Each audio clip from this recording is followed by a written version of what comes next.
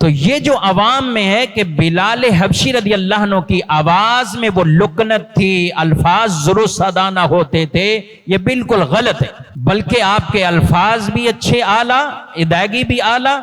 اور انداز بھی بڑا نرالا، تبھی تو رسول اللہ صلی اللہ علیہ وسلم نے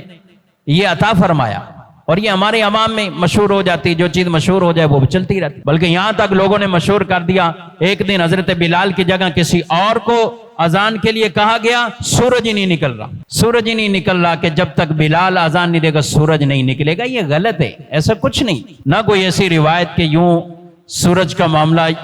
وہ ایسے ہی معلق رہا، اٹک گیا اور سورج نہیں نکلا جب تک بلال نے اذان نہیں دی۔ تو یہ غلط فہمیاں ہیں، ایک سے کئی لوگ ہیں کہ طرح طرح کی باتیں بعض اوقات بیان بھی کر دیتے ہیں، خطیب حضرات بھی کر دیتے ہیں جو بغیر تحقیق کی ہوتی ہیں، اور پھر وہ لوگوں کے اندر ایک عقیدہ بھی بن جاتا ہے، عقیدت بھی اس کو بنا کر لوگ آگے اسی طرح چلاتے رہتے۔ تو یہ نہیں ٹھیک انداز۔ آپ نے سنا ہوگا حضرت ویسے کرنی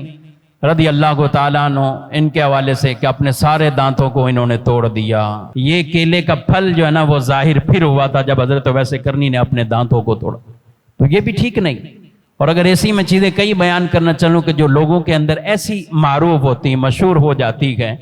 اور کہیں پہلے کی سنی ہوئی اور وہی چیزیں راسخ ہو رہی ہوتی ہیں، تو جو شان ہے، جو افضلیت ہے، جو مقام مرتبے بیان کیے گئے ہیں وہی بیان کرنے چاہیے۔